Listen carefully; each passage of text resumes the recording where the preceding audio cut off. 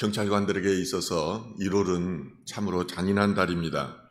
그것은 승진과 전보 1월 달에 다 있기 때문입니다. 승진을 준비한 이들은 1년 내내 최선을 다해서 그것을 준비합니다. 그리고 승진의 결과를 기대할 것입니다. 또 시험을 준비한 이들은 바쁜 일상 가운데서도 최선을 다해서 공부했을 것입니다. 보직을 옮기고자 하는 이들도 조마하면서 그 보직에 자기가 나기만을 기다리며 1년 동안을 보냈을 것입니다. 그런데 문제는 승진하는 이들보다 승진하지 못한 이들이 있습니다. 자기가 가고자 하는 그런 바람대로 되지 않는 이들이 너무 많다는 것입니다. 그래서 1월은 경찰관들에게 있어서 많은 근심과 염려로 보내는 달이기도 합니다. 이러한 근심과 염려로부터 해방되기 위해서는 한 2달이 필요합니다. 3월이 돼서 모든 인사가 마무리되고 나서야 이제 일이 손이 잡히게 되는 것입니다. 이처럼 경찰관들에게 근심과 염려가 많은 것은 경찰이라는 직업이 규제 행정기관이라는 그런 의미도 있지만은 또 한편으로는 계급사회라는 특성도 있습니다. 늘 일하면서 계급장을 보면서 계급에 영향을 받으면서 살아가기 때문입니다. 분화되지 않은 사회에서 계급은 개인의 인격에까지 영향을 미칩니다. 그래서 경찰관들은 승진하기 위해서 더욱 목매게 되는 것입니다. 이런 경찰 문화 속에서 기독경찰들의 신앙적인 정체성이 흔들리기가 쉽습니다. 계급이 최우선시되는 조직이다 보니까 계급이 바로 우상이 될 수가 있다는 것입니다. 승진이 예수님보다 우선하고 승진 때문에 신앙을 버리는 경우도 허다합니다. 일선경찰서에서도 그렇지만은 경찰청에서도 경정 이상 계급의 그런 선교회원들이 거의 예배에 나오지를 않습니다. 그것은 자신의 종교 색깔이 혹시라도 승진에 나쁜 영향을 미칠지 모른다는 염려 때문입니다. 저는 이렇게 목사로 와서 경찰관들과 같이 소그룹 사역을 많이 해보았습니다. 그런데 재미있는 것은 제가 경찰청에 근무할 때 저와 같이 성경 공부를 했던 분들이 다 목사가 됐어요. 그런데 제가 느끼는 것 하나는 이런 경찰관들 안에 너무나 많은 염려와 그리고 걱정으로 인해서 그들 대부분이 심각한 마음의 병을 가지고 있다는 것을 알았습니다. 저도 26년 동안 경찰관 생활을 했지만은 그 심각성이 이 정도인지는 몰랐습니다. 사람과의 관계에서 오는 그런 상처, 승진으로 인한 그런 염려, 가족들 간의 갈등으로 인한 심한 정신적 스트레스를 경찰관들은 많이 경험하고 있습니다. 하나님을 마음속에 주인으로 믿고 의지하는 기독 경찰관들이 이럴진데 일반 경찰관들은 어떠하겠습니까? 실제로 수많은 경찰관들이 저는 승진 때문에 원형 탈모증에 걸리고 어떤 이들은 이빨이 8개나 빠지는 분들을 저는 보았습니다. 한 계급 승진할 때마다 이빨 하나씩이 빠졌다고 저한테 고백하는 것을 들었어요. 빌립보서 4장 6절과 7절은 그렇게 이야기합니다. 아무것도 염려하지 말고 오직 모든 일에 기도와 간구로 너희 구할 것을 감사함으로 하나님께 아뢰라. 그리하면 모든 지각에 뛰어난 하나님의 평강이 그리스도 예수 안에서 너희 마음과 생각을 지키시리라. 하나님께서는 오늘도 힘들게 살아가고 있는 우리를 향해서 말씀하십니다. 너희는 아무것도 염려하지 말라. 하나님은 염려 대신에 감사라고 말씀하십니다. 그것은 하나님께서 전지전능하시며 모든 지각에 뛰어나기 때문입니다. 하나님은 평강의 하나님이기 때문입니다. 그 하나님께서 우리의 마음과 생각을 아시고 가장 좋은 곳으로 주실 것을 우리는 알기 때문입니다. 하나님께서는 우리의 시간선상에서 일하시는 분입니다.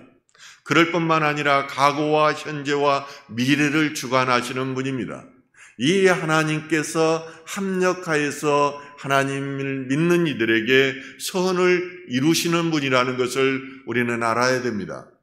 우리의 시각으로 승진이 되지 않았다고 슬퍼하고 걱정하시지만은 하나님께서는 그 일을 통해서 더 좋은 것으로 주시기를 원하고 계십니다.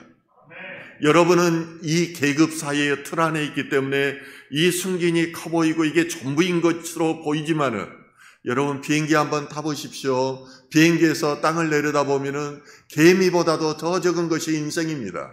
우주 안에서 얼마나 보잘것없는 인생인지 모릅니다. 저는 청장님이나 또는 과장님들 이런 분들 만나도 이런 이야기를 해줘요. 도저히 그분 안은 이 틀 안에 있기 때문에 안 보이니까 이 말을 인정하기가 쉽지가 않은 거예요. 그러나 퇴직하고 나면은 그때 지목사가 어떤 마음으로 그 말을 해줬는지를 알게 되는 것입니다.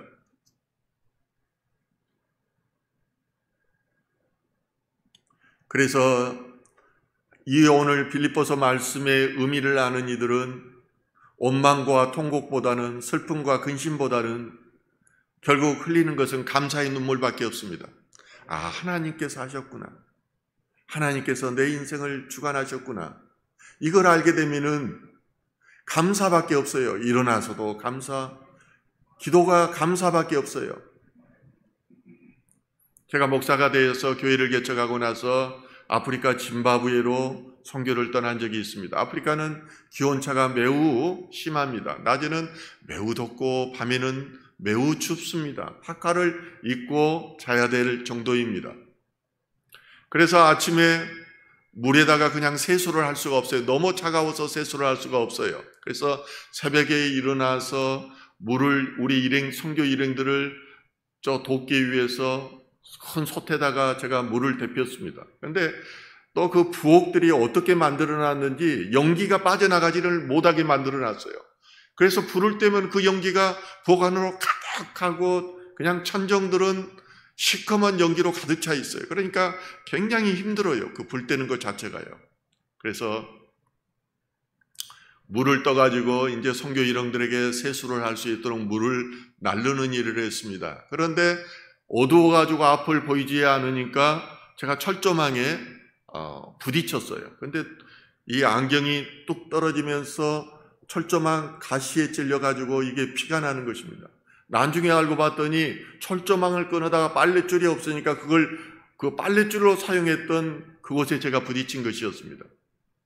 그리고 나서 제가 누워서 생각하는데 뭐가 생각나겠습니까?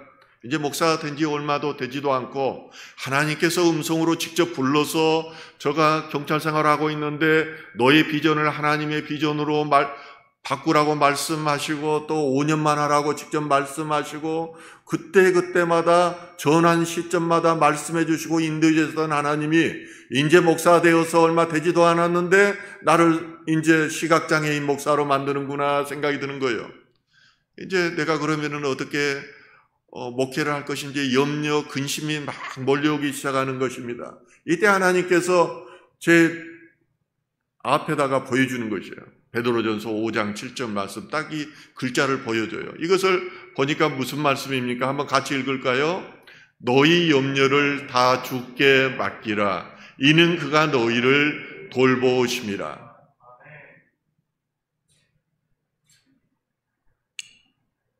근심과 염려 가운데 있는 저에게 이 말씀은 저에게 큰 위로가 되었습니다. 가장 적절할 때 가장 적절한 말씀을 주셨던 것입니다. 저는 이 구절이 있는지도 몰랐어요. 그때까지만 해도 저는 내 힘으로 내 의지로 세상을 살아온 줄 알았습니다. 그런데 이 말씀을 받는 순간에 지금까지의 모든 삶이 하나님께서 하시고 하나님께서 인도하셨다는 것을 깨닫게 되는 것입니다.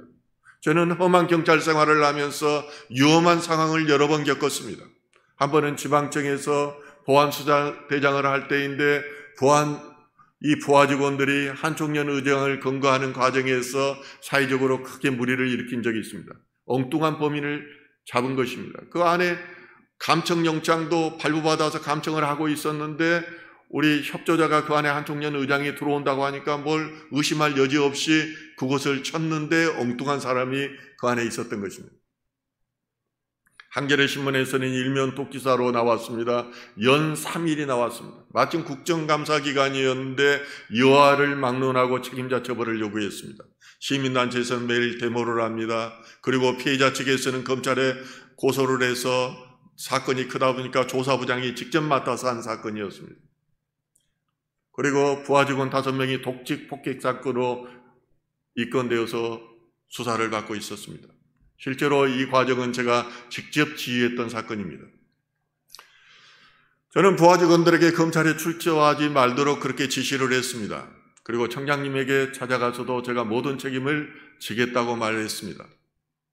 그리고 제가 검찰에 가서 직원들을 출두하라고 한 날 제가 나가서 그 이야기를 내가 모든 책임을 지겠다고 했더니 이걸 수사보고하라고 계장한테 이야기를 하더라고요. 그런데 그러고 나니까 정말 이상한 일이 벌어졌습니다. 제가 검찰에 찾아가서 이렇게 책임을 지겠다고 하니까 상황이 완전히 변한 것입니다. 저를 포함해서 그 누구도 형사처벌을 받지 않았습니다. 그 누구도 징계처분도 받지 않았습니다. 나중에 어느 기자가 저에게 말해주는데 국정감사 때 청장님이 눈물을 흘리면서 열심히 일하던 직원들 실수로 발생한 사건이기 때문에 관용해달라고 눈물로 호소했다는 이야기를 들었습니다. 이것은 우리 조직에서 있을 수 없는 일입니다. 이외에도 저는 경찰 생활을 하는 과정에서 이해할 수 없는 여러 번의 위기 상황에 처해 있습니다. 저는 정면 승부를 거는 사람입니다. 저는 언제든지 옷벗을 각오가 돼 있었고 하는데 하나님께서 제 귀에다가 대고 말해주더라고요. 어떻게 위기를 탈출할 수 있는 방법을 귀에다 대고 말씀하셔요. 그래서 제가 26년 경찰 생활 중에서 한 번도 징계를 받은 적이 없습니다. 저는 그것이 우연인지 알았습니다. 그런데 위기 가운데에서 하나님께서 직접 음성으로 말씀해 주시고 또 성경 말씀으로 직접 말씀해 주시는 것을 보고서야 저는 하나님께서 나를 지켜주시고 보호해 주셨음을 저는 알았습니다. 저는 경찰 선교 현장으로 가라고 성령님이 말씀하시는데 저한테 드는 생각이 뭔 줄 압니까? 아, 지옥이다. 내가 경찰 선교를 해봤거든요. 그곳에 가면 어떤 일이 있으려는 걸 누구보다도 잘 알거든요. 선교회원들이 목회자를 어떻게 보고 있고 선교회원들이 어떻게 신앙생활하는 걸 누구보다도 잘 아는 사람입니다. 와서 죽을 각오로 저는 했습니다. 하나님이 보내셨으니까 하나님께서 하실 것입니다. 그럴 때마다 제가 모든 것을 하나님의 뜻대로만 하겠다고 했더니 하나님께서 저를 지켜주셨습니다. 인생을 살아가면서 모든 험난한 세월을 경험했던 다윗은 사무엘하 22장 2절과 3절에서 이렇게 말합니다. 여호와는 나의 반석이시오 나의 요새시오 나를 위하여 나를 건지시는 자시오 내가 피할 나의 반석의 하나님이시오 나의 방패시오 나의 구원의 뿌리시오 나의 높은 망대시오 그에게 피할 나의 피난처시오 나의 구원자시라 나를 폭력에서 구원하셨도다. 한 번이 아니라 계속해서 하나님의 도우시는 강력한 오른손을 경험한 사람들만 이것을 고백할 수 있습니다. 하나님이 나의 방패시구나. 하나님이 나의 성벽이 되시구나. 중국 기나라에서 걱정을 너무 많이 하는 사람이 살고 있었습니다. 이 사람은 하늘이 무너질까 봐서 두려워 잠을 이루지 못하다가 결국은 신경쇠약에 걸려서 그는 죽고 맙니다. 이때부터 쓸데없는 걱정이라는 뜻으로 기우라는 말이 생겨났다고 합니다. 시카고의 러시 대학교의 메스칼 센터에서는 65세 이상 되는 노인 1064명을 대상으로 스트레스 반응에 대한 연구를 하였습니다. 조사 대상자들을 상대로 3년부터 6년이 경과된 시점을 조사했는데 누가 그것은 알츠하이머병에 걸렸는가에 대한 조사였습니다. 그런데 해보니까 걱정 많고 스트레스 많이 받는 민감한 사람일수록 알츠하이머병에 많이 걸리더라는 것입니다. 이것이 일반인보다 배 이상이 높았습니다. 요한복음 14장 1절에는 말합니다. 너희는 마음에 근심하지 말라. 하나님을 믿으니 또 나를 믿으라. 근심과 걱정은 믿음과 직접적인 관계가 있습니다. 하나님을 믿으면은 걱정이 없어집니다. 하나님에 대한 믿음이 있으면은 아무런 걱정이 없고 믿음이 없을 때 걱정이 커지는 것입니다. 이 세상의 모든 걱정과 두려움은 하나님의 말씀을 들을 수 없고 그 뜻을 알 수 없을 때 생기는 것입니다. 그러므로 하나님의 말씀을 생생히 듣고 따르기 위해서는 우리가 영적 주파수를 하나님께 맞춰야 됩니다. 이 고난을 통해서, 이 상황을 통해서 하나님께서 나에게 말씀하시는 것이 무엇일까? 저는 직장을 다닐 때 시간이 있으면은 한강변을 늘 걸었습니다. 한강변을 걸으면서 기독교 방송을 들으면서, 설교 방송을 들으면서 걸었는데 어떤 지점에서는 라디오 방송이 잘 들리지가 않아요. 주파수가 방송과 잘 연결이 되지 않기 때문입니다. 주파수를 방해하는 곳이 있었는데 전시주 밑에나 어떤 특정한 지역에 가면은 그렇게 안 들렸습니다. 저는 그때마다 답답했어요. 하나님의 말씀이 들리지 않기 때문에 답답한 것입니다. 하나님의 말씀을 듣고 싶은데 방해하는 것들이 있어서 들리지 않았기 때문입니다. 그런데 늘 하나님의 말씀에 집중하고 하나님의 뜻을 알게 되면은 아무런 걱정이 없어지는 것입니다. 성경은 내일을 위하여 염려하지 말라고 말씀하십니다. 내일은 하나님께 속한 것이기 때문입니다. 나에게 속한 것이 아니라 세상을 주관하시고 내일을 주관하시는 하나님의 날이기 때문입니다.